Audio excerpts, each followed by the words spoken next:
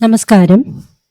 ഇന്ന് കടലക്കടലാസിൽ രാമഭക്തിയും സംഗീതവും തമ്മിലുള്ള ബന്ധത്തിനെക്കുറിച്ച്, ആ വിഷയത്തിനെക്കുറിച്ച് സംസാരിക്കാൻ ഒരു അതിഥിയുണ്ട്. മഹാരാജാസ് കോളേജിൽ സംഗീത വിഭാഗം മുൻ മേധാവിയും സംഗീതജ്ഞയുമായ ഡോക്ടർ ജി ഭുവനേശ്വരി ആണ്. എൻ്റെ സഹോദരിയും കൂടിയാണ്. വാൽമീകി ആദി കവിയും രാമായണം ആദി മഹാകാവ്യവുമാണെന്ന് എല്ലാവർക്കും അറിയാമല്ലോ.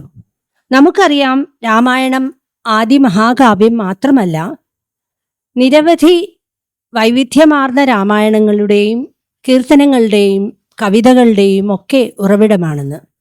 സംഗീത ശാഖയിൽ, വിശേഷിച്ചും കർണാടക സംഗീതത്തിൽ രാമഭക്തരായ അനവധി വാഗ്ഗേയകാരന്മാരുണ്ടായിട്ടുണ്ട്. അതിൽ അഗ്രഗണ്യനായി ഉണ്ടായിരുന്നത് ത്യാഗയ്യ എന്നറിയപ്പെടുന്ന ത്യാഗരാജസ്വാമികളാണെന്ന് നമ്മൾക്കറിയാം. അദ്ദേഹം 24,000 കീർത്തനങ്ങൾ രചിച്ചിട്ടുണ്ടെന്നാണ് പറയപ്പെടുന്നത്. അത് രാമായണത്തിലെ 24,000 ശ്ലോകങ്ങൾക്ക് തുല്യമായിരുന്നുവെന്നും അത് തന്നെ അദ്ദേഹത്തിൻ്റെ ശ്രേഷ്ഠത അറിയിക്കുന്നു. കൂടാതെ രാമനെ പ്രകീർത്തിച്ചുകൊണ്ടുള്ള കീർത്തനങ്ങളാണ് മിക്കവയും. ത്യാഗരാജസ്വാമി പല സന്ദർഭങ്ങളിലും അദ്ദേഹത്തിൻ്റെ മനസ്സിൽ നിന്നും സംഗീതവും സാഹിത്യവും നിർഗളിച്ചിരുന്നു. ഓരോ സന്ദർഭങ്ങളിലും അദ്ദേഹത്തിന് പാട്ട് രചിക്കാനുള്ള അവസരമുണ്ടായിട്ടുണ്ട്.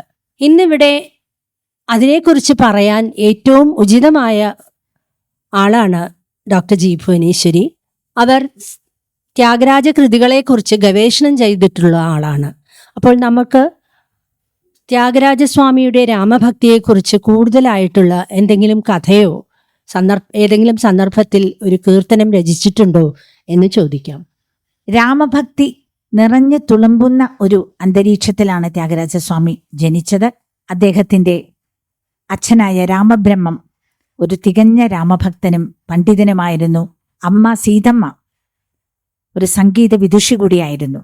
വളരെ കുട്ടിക്കാലത്ത് തന്നെ ത്യാഗരാജസ്വാമി അച്ഛനായ രാമബ്രഹ്മം രാമായണ പ്രഭാഷണം നടത്തുമ്പോൾ കൂടെ അനുഗമിക്കുമായിരുന്നു.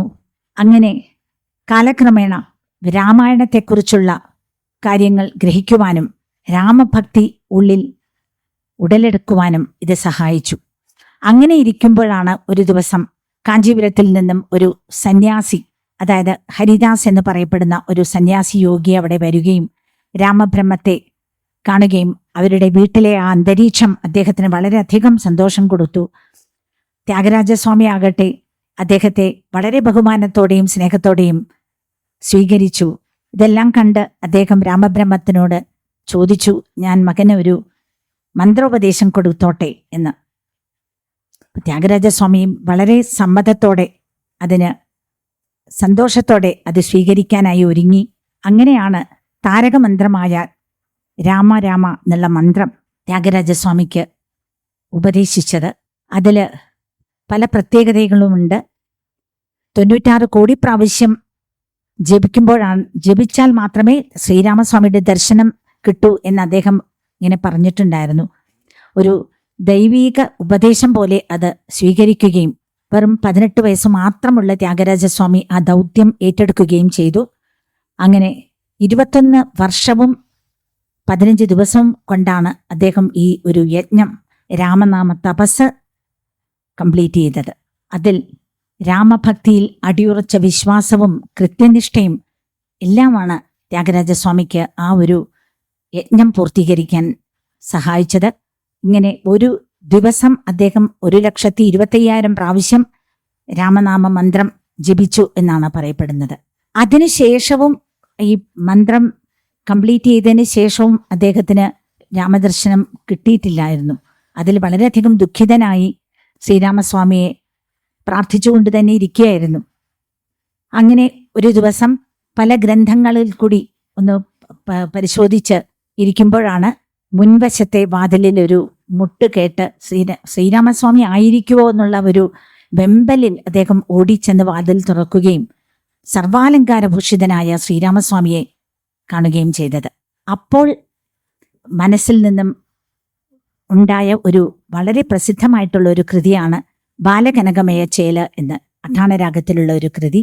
ആ സന്ദർഭത്തിൽ ആദ്യം മനസ്സിലെ ആ ഒരു ഏങ്ങല് അനുപലവിയിലാണ് ഈ കൃതി തുടങ്ങിയത്.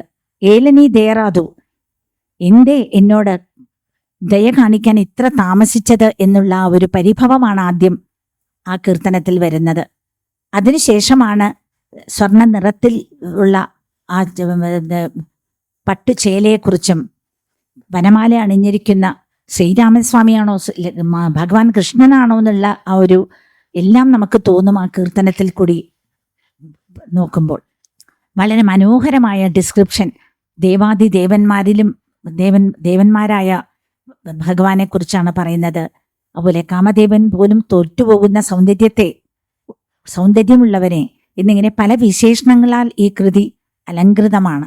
ഏറ്റവും സവിശേഷത എന്ന് പറയുന്നത് ഈ കൃതി ആദ്യം അദ്ദേഹത്തിന്റെ മാതൃഭാഷയായ തെലുങ്കിലാണ് തുടങ്ങിയത്. പിന്നീടാണ് അത് ദേവഭാഷയായ സംസ്കൃതത്തില് ബാലകനകമയ ചേല എന്ന് പാടുന്നത്. ഈ ഒരു കൃതി ഞാനും എൻ്റെ സഹോദരിയും കൂടി ഇവിടെ പാടാം. ബാലകനകമയ ചേല സുഗന്ധ പരിപാലകനകമയ ചേല സുഗന്ധ പരിപാല ശ്രീരമ ബാലകനകമയ ചേല സുഗന്ധ പരിപാല ശ്രീരമ ലോല വിദൃഢ ശര ജാല സുഭഗ കരുണാലവാല ധനനീയ ലോയ വനമാലികാഭരണ ജാല സുഭഗ കരുണാലവാല ധനനീയ ലോയ വനമാലികാഭരണ പേരനി ദയരാതു പരകുരേസേ വേലസമയമു ഗാതു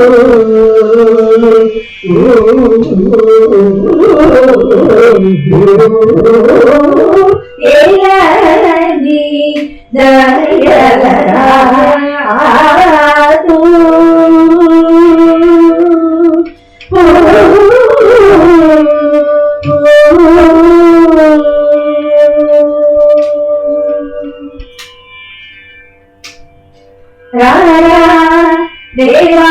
ദേവാദിദേവ ദേവാദിദേവ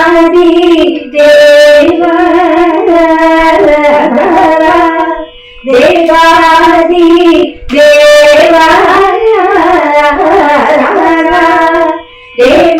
ദേവാദിദേവ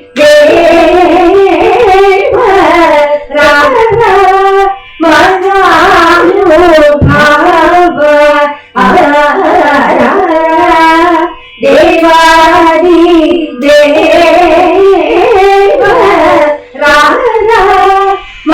മഹാനുഭാവ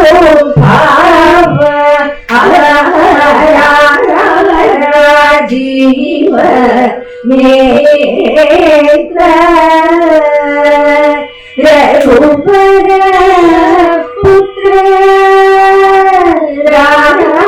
രാജീവ നേത്ര രഘുപര പുത്ര സാരതര സുധാ ഹൃദയ പരിവാര ജലധി ഗംഭീര സാരതര സുധാ ഹൃദയ പരിവാര ജലധി ഗംഭീര ധനുജ സംഹാര മദന സുമാര ഭൂതജല വിഹാര സകല ശ്രുതിസാര നാദു പരിഹാര മദന സുമാര ഭൂതജല വിഹാര സകല ശ്രുതിസാര നാദു പൈലി ദയരാദു പര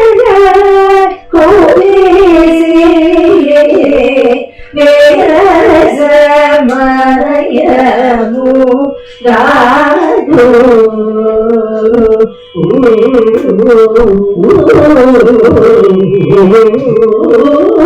ഏലി ദയരാദു